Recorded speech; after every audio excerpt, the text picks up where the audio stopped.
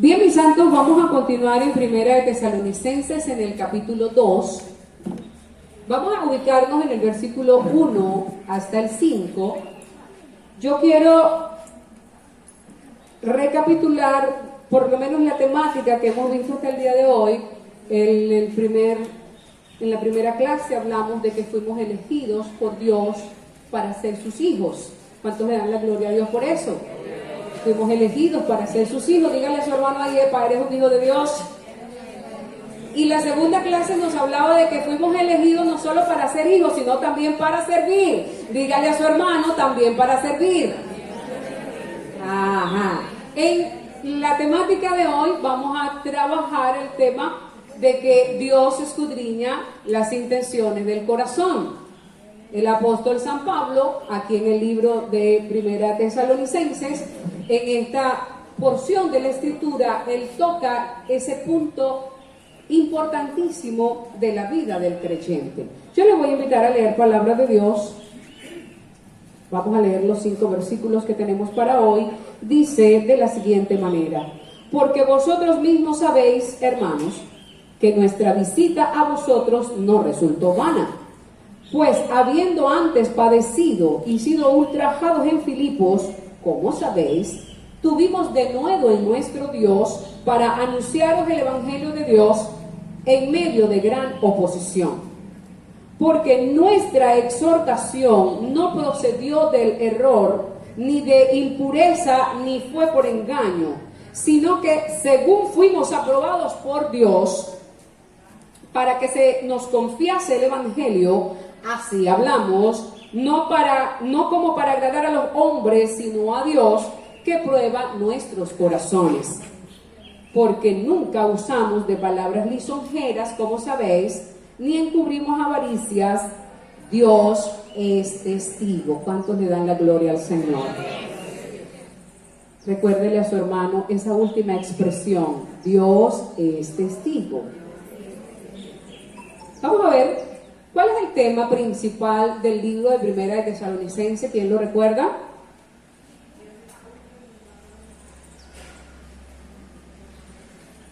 Todos lo recordamos. Qué bueno. El tema principal del libro de Primera de Tesalonicenses es la venida de nuestro Señor Jesucristo. La palabra más importante de Primera de Tesalonicenses es la palabra evangelio.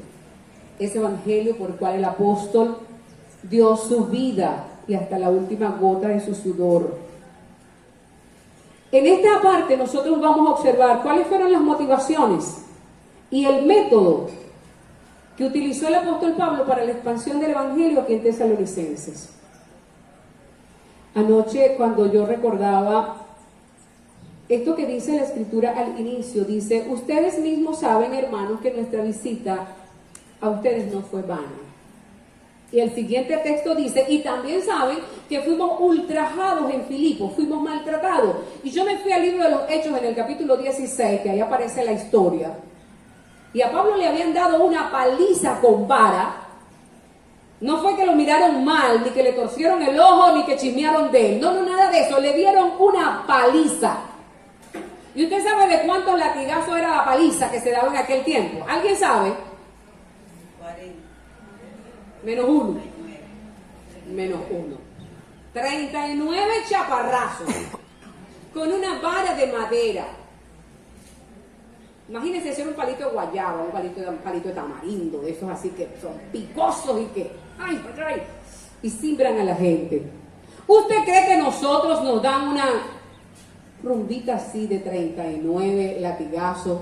Tenemos el gozo para salir de San Félix y llegar a Puerto Ordaz y pararnos en la plaza del Hierro a predicar a Jesucristo. ¿Ah? Bueno, pero yo estoy poniendo un ejemplo. Filipos era más chiquita que Tesalónica. Y él se fue de Filipos, no sin antes con mucha valentía y mucho honor decirle a las autoridades de aquel lugar: a mí no me sacan de la cárcel escondido, porque ustedes me pegaron públicamente. Yo soy un ciudadano romano, así que a mí ahora no me van a decir que me vaya por la calle del fondo. Ustedes me vienen a buscar aquí. O sea, la dignidad de quienes somos, la identidad de quienes somos debe mantenerse fiel. Así nos hayan dado una pelita, ustedes le habían dado una pelita, una gran pelita, pero también había visto allí en Filipo al Dios que lo había mandado a Macedonia moviéndose. Porque hubo un terremotico que maltrató hasta la simiente del edificio del carcelero. Todos los presos quedaron libres, los grillos se soltaron y el carcelero casi que se mata. Y tan bueno el apóstol, lleno del Espíritu Santo, le dice: epa, no te mates, estamos aquí todos. Y el carcelero, impactado por el poder de Dios, dijo: ¿qué haré, Señor, para ser salvo?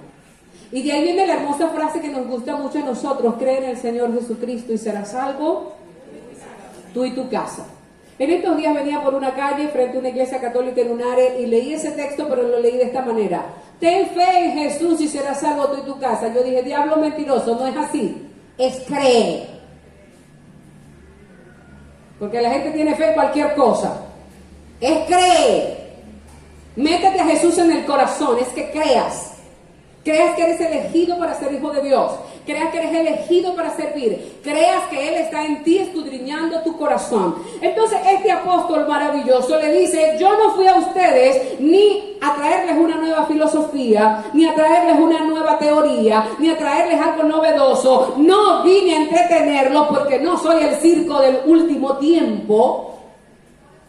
Vine a traerles el mensaje de salvación. Esa palabra vana significa vacío, sin resultado, sin propósito. A veces la iglesia se comporta de esa manera. Andamos para donde nos lleve el viento, para allá golpeamos. Sin propósitos. ¿Cuántos dan gloria a Dios? Y estoy hablando de la iglesia como cuerpo de Cristo. No estoy hablando de la congregación, de esta célula que está aquí del cuerpo. No estoy hablando del cuerpo en general. Cuando uno mira ciertos indicios, ciertos síntomas, uno dice: Dios mío, andamos como para donde me lleve el viento, para allá vamos. Pablo dijo: no, yo no vine aquí a entretener a nadie. ¿Será que cuando nosotros salimos a anunciar el evangelio también llevamos ese pensamiento? No voy a entretener, voy a impactar. No voy a entretener, voy a llevar el mensaje de esperanza. No voy a entretener, voy a hacer todo lo posible, porque lo imposible lo hace Dios, para que la gente entienda que Jesucristo es el único camino. Porque hoy día la iglesia, y eso lo vamos a tocar un poquitico más abajo, la iglesia se adapta a los contextos en los cuales se desarrolla. Cuando el apóstol Pablo no hizo eso, el mismo mensaje que llevó a Filipo fue el mismo mensaje que llevó a Tesalónica. Y a Pablo no le importó que las personas creyeron hoy, y al mismo hoy estaba diciéndoles que Cristo venía y que la santidad le convenía a la iglesia de Dios. Porque en el capítulo 5 dice que la voluntad de Dios es nuestra santificación. Hoy día nosotros creemos que la gente tiene que tener 100 años en Cristo para poder hablar de mensaje de madurez espiritual. No, señor, eso es naciendo y alimentando. Fue lo que hizo el apóstol. Y el Espíritu del Señor estaba con él. Porque si yo dejo que un niño que nació hoy y quiere mamar dedo y no le pongo una manopla nunca en la vida, él va a llegar a viejo y siempre va a mamar dedo. Porque yo no hice nada para quitarle el hábito que trajo del vientre. Si yo le pongo una manopla, yo le aseguro que él no va a mamar dedo. Y ya tiene 6 meses y sigue con la intención, le vuelvo a poner la manopla y se la sigo poniendo hasta que se la quite. La gente que cree en Cristo tiene que tener palabra para poder madurar. Si yo lo dejo y lo vivo entreteniendo y lo vivo haciendo sentirse chévere, ¿cuándo le voy a decir que si no vive en santidad va camino al infierno? ¿Cuándo se lo voy a decir? Que una vida relajada conforme al mundo y al pecado me lleva camino al infierno. Así yo esté dentro de la iglesia y cante adoración y haga oraciones y enseñe palabra, si no vivo en santidad, sin la cual nadie verá al Señor, no entraré. El apóstol era terrible, ese hombre no perdía tiempo. Su mensaje impactó, no fue vano. ¿A quién impactó el mensaje del apóstol? Impactó a hombres y a mujeres. Tuvo 3 semanas. En 3 semanas hizo un trabajo prodigioso, que esta iglesia llegó a ser ejemplo a las demás. En amor, en trabajo, en pureza, en entrega. ¿Cuántos dan gloria a Dios? Sufrí, me dieron mi chaparrazo, pero tuvimos de nuevo, o sea, tuvimos fuerza, tuvimos gozo, tuvimos esperanza, tuvimos ánimo de anunciarle la buena noticia de Cristo. En medio de gran oposición. Esta palabra oposición en el original es la palabra agoni, que viene de la palabra nuestra de agonía, que es como un sufrimiento interno, un sufrimiento personal. O sea, no era que el apóstol era un superhombre y no sufría entre si predico o no predico. Si me dan otros palos o no me los dan, yo los aguantaré. O sea, la oposición no solo fue de afuera, también había oposición en su hombre interior. Nosotros hoy nos miran mal y nos entramos en agonía. ¿Será que vuelvo al departamento o no vuelvo? El líder me vio mal. ¿Será que vuelvo a hablar con él? Es que no puedo porque me miró mal. Eso es una agonía. Y no nos han echado un chaparrazo. Somos muy frágiles, amados. En este tiempo la iglesia tiene mucha fragilidad. Han venido algunos fuegos de prueba a la iglesia de Cristo y todavía seguimos siendo frágiles. Todavía seguimos siendo débiles. Recordemos que algún día estaremos en la presencia de Dios y el fuego de Dios probará nuestra acción. No lo va a probar el agua, va a probarlo el fuego. Cuando viene la dificultad de nuestras vidas, eso es lo que nos hace fuerte. Si tenemos la resiliencia para resistirlo, ¿cuántos dan gloria a Dios? Pero si salgo corriendo, no me armo de esa coraza. Si salgo corriendo ante la primera dificultad, no alcanzo la madurez que necesito. ¿Usted cree que el apóstol, después de aquella tumbada del caballo y que empezó a vivir diferentes situaciones difíciles, yo decía anoche, Señor, tú lo mandaste a Macedonia porque tú le mostraste a un hombre que decía, pasa a Macedonia y ayúdame, ayúdanos. Nosotros hoy vemos una cosa de eso y decimos, Dios va a estar con nosotros y nos va a ir bien, no nos va a faltar nada porque Dios me habló. Pero sucede y pasa que entrando a Macedonia, Pablo empezó a llevar oposición. Entrando a Macedonia, Pablo empezó a llevar palo por causa del nombre de Jesús. ¿Se estableció o no se estableció la iglesia en Macedonia? ¿Sí o no?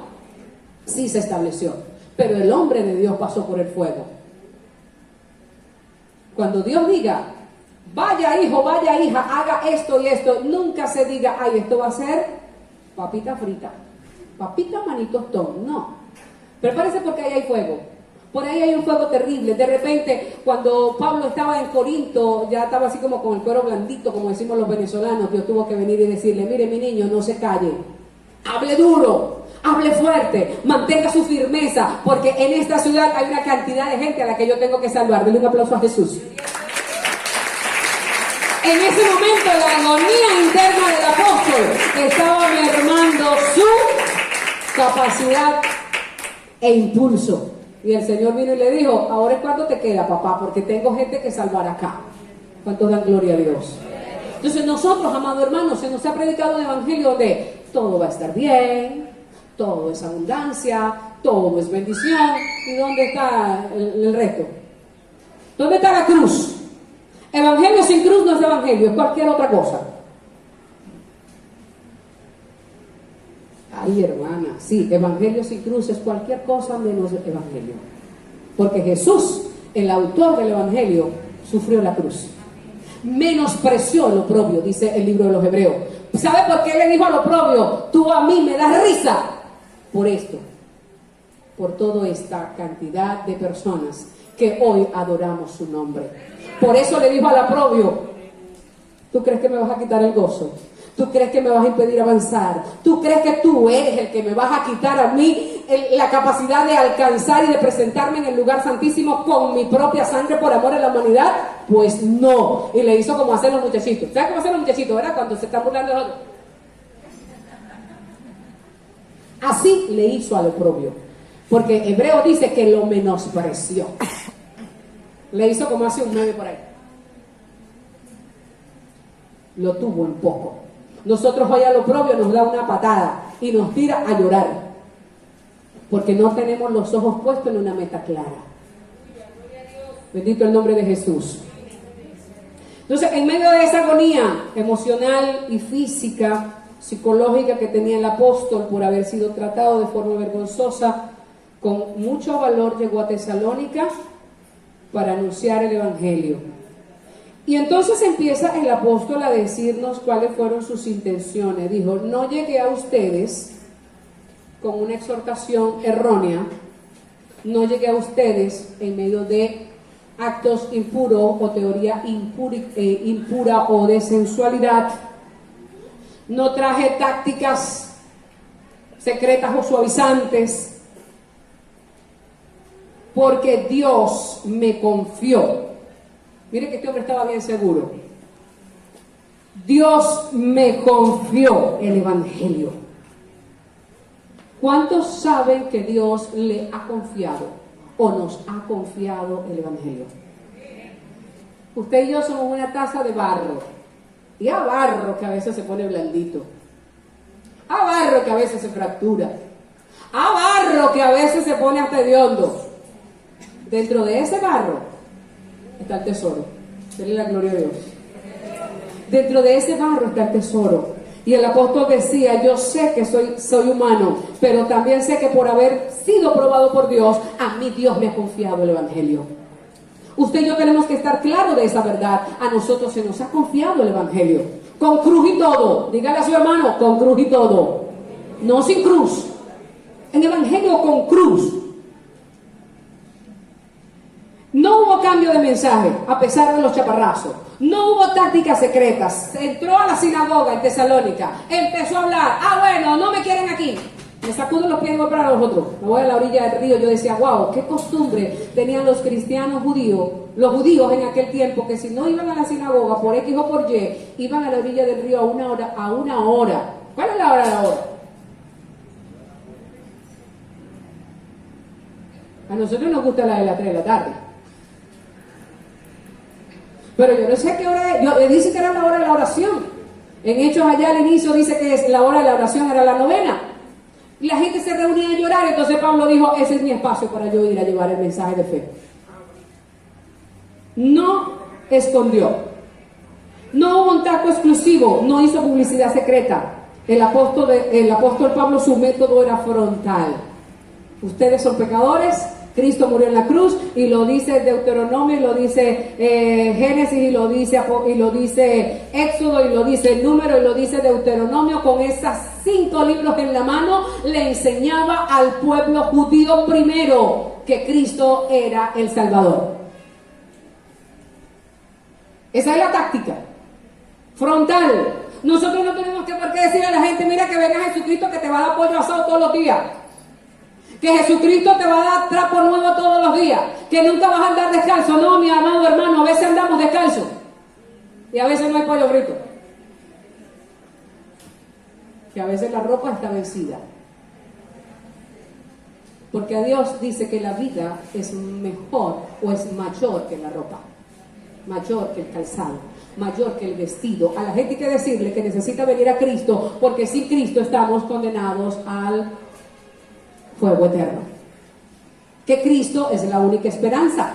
Y hay que decírselo a los de 50 y de 60, y hay que decírselo a los de 5, y a los de 3, y a los de 10, y a los de 15. ¿Cuántos alaban al Señor? Nuestros jóvenes tienen que saber cuál es el piso de su fe, porque nuestro trabajo con ellos no puede ser en vano. Nuestros niños tienen que saber cuál es el piso de su fe. Nuestros adultos tienen que saber cuál es el piso de su fe. ¿Cuántos dan gloria a Dios? Cada creyente es un predicador, aunque a usted no le guste que le digan que es predicador. El solo hecho de que a usted le fue confiado el evangelio, usted es predicador. Y predicamos más con la vida que con las palabras. El verso sigue diciendo, el apóstol, no como que agradamos a los hombres, sino a Dios que prueba los corazones. Cada hombre, cada mujer que sirve a Dios y que ha sido llamado para ser hijo de Dios y para servir al Señor, debe siempre tener un espacio de análisis y de preguntar, ¿cuáles son mis motivaciones?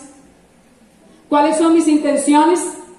Porque el Señor probará el corazón de los hombres. Y el libro de Corintios dice que no nos adelantemos nosotros hasta haciéndole juicio a nuestros hermanos, porque llegará el día en que Él juzgará a las tinieblas y las intenciones de nuestros corazones. Entonces dejémosle ese trabajo al Señor y analicemos el nuestro. Tengamos siempre un espacio para la reflexión personal, un espacio de intimidad con Dios, y digámosle a Dios en su presencia: ay, papá, examíname, oh Dios, como decía el salmista en el Salmo 139:23. Examinar, en el original, o su significado etimológico es analizar con detenimiento, probar, o sea, examinar. No es que yo le eche una mirada así. No. En la escuela nosotros cuando decimos vamos a hacer examen, los muchachos buscan desde la A hasta la Z qué será lo que se les va a ocurrir preguntar. Ay, Dios mío, ese profesor busca lo que uno no lee. ¿Es el examen? Mirar con detenimiento, probar lo que hay dentro de ti. Entonces hay que decirle a Dios: examíname. No examina a Carolina, Señor, que camina torcido y tiene los pies izquierdos. No. Examíname, oh Dios, a mí. Examina mis intenciones. Que el día que yo me presente ante tu tribunal y tú juzgues mis intenciones, yo no salga nada más que con la salvación en el bolsillo, sino que también salga recompensado. ¿Cuánto da gloria a Dios? Aunque yo digo como dice Adrián, no me importa el lugar de la mesa donde me haya de sentar, con tal esté del otro lado de la puerta, seré feliz. ¿Cuánto da gloria a Dios? Pero si Él dice que Él me quiere recompensar, entonces que mis obras valgan la pena, que mi vida valga la pena, que mi servicio valga la pena, que mis intenciones valgan la pena. Alabado sea el nombre de Jesús. ¿Cuáles son mis motivaciones al servirte, Señor? Que mi ego se crezca, que todo el mundo me conozca, que sepa que yo soy el protagonista de la obra, que yo soy el mejor líder de mi iglesia. O mis intenciones son que tú seas exaltado, que tú seas glorificado. Porque si me ven en la intimidad, se darán cuenta que solo lo que ven en mí es tu gloria. Porque yo soy un pedazo de barro que ensucia, que se rompe, que entra en agonía. ¿Cuántos alaban al Señor? Nunca debemos andar con una carta bajo la manga en el servicio a Dios. Tenemos que ser sinceros. Saben que la palabra sincero viene de la antigüedad, cuando se hacían las obras de arte con cera, las probaban en el sol. O sea, todo lo que tiene que ver con prueba tiene fuego y tiene calor. ¿Cuántos dan gloria a Dios? En el sol. Si la obra, la escultura de alguien se derretía, era porque tenía cera. Estaba adulterada. Si no tenía cera, entonces decían, es una obra sincera. Cuando nosotros, Dios nos pasa por el fuego, cuando nos tenemos que cargar la cruz y nos mantenemos íntegros y puros, andamos sin cera. ¿Cuánto dan gloria a Dios? No podemos buscar pretextos para anunciar a Jesucristo ni para servir al Señor. El apóstol lo dijo. Ya voy terminando porque ya la hora me está corriendo. ¿Qué se me hizo? Me perdió. Dijo: porque nunca usamos de palabras lisonjeras, como sabéis, ni encubrimos avaricia. Dios es testigo. ¿Podremos nosotros decir delante de Dios, no delante de los hermanos, Dios es testigo entre tú y yo, que pin, que pao, que no sé qué? No, ante Dios. ¿Puedo decir, Dios es testigo que estoy caminando con pureza? ¿Que mis intenciones son sanas y verdaderas? ¿Que no ando lisonjeando por ahí a mi pastor para que me vea siempre y me mande a hacer algo? ¿Que no estoy lisonjeando y adulando a mi líder para que siempre me esté mirando? ¿Y estoy pisando a otro para subir yo? No importa que quede abajo paturrado. Ay, qué palabra tan rara esa, paturrado. Bueno, sí. La usan en mi pueblo. O sea, nosotros no debemos andar lisonjeando. El apóstol Pablo no andaba lisonjeándole a nadie. Tristemente, en este tiempo en el que vivimos, en nuestro pueblo, en nuestra nación y dentro de nuestra iglesia, que es la iglesia de Dios, existe la lisonja y la adulación. Mire, sus amigos son más peligrosos que sus enemigos. Porque sus enemigos le dicen: tú tienes un barro en la punta de la nariz y te queda horrible. Y usted va al espejo y se ve el barro y dice: ay, sí, es verdad, yo no me había dado cuenta. Pero el amigo le dice: vas bien, excelente, tú eres lo máximo. Y es mentira, es falso. Lo que quiere es adularte, quiere estar a tu lado, quiere que tú lo tomes en cuenta, quiere que tú siempre estés dependiendo de él. Por eso es que los amigos son más peligrosos que los enemigos. Debemos hablar verdad, sin lisonja. El apóstol Pablo era un hombre muy claro, yo amo de verdad que sí, cada vez que lo estudio lo amo más. ¿Para quién debe ser la gloria? Para Jesús, de todo lo que hacemos. En el libro de los Hechos, en el capítulo 20, léalo en su casa, cuando el apóstol hace un resumen de su trabajo en Asia, le dice a los ancianos: ni oro, ni plata, ni vestido, ni nada de nadie he codiciado. He sido íntegro en mi trabajo, ustedes lo pueden evaluar, se lo decía muchas veces a los tesalónicos. Permita al Señor que el Espíritu Santo pueda doblegar las intenciones de nuestra naturaleza humana y que todos nosotros podamos decir: Dios es testigo de lo que hay en mi corazón.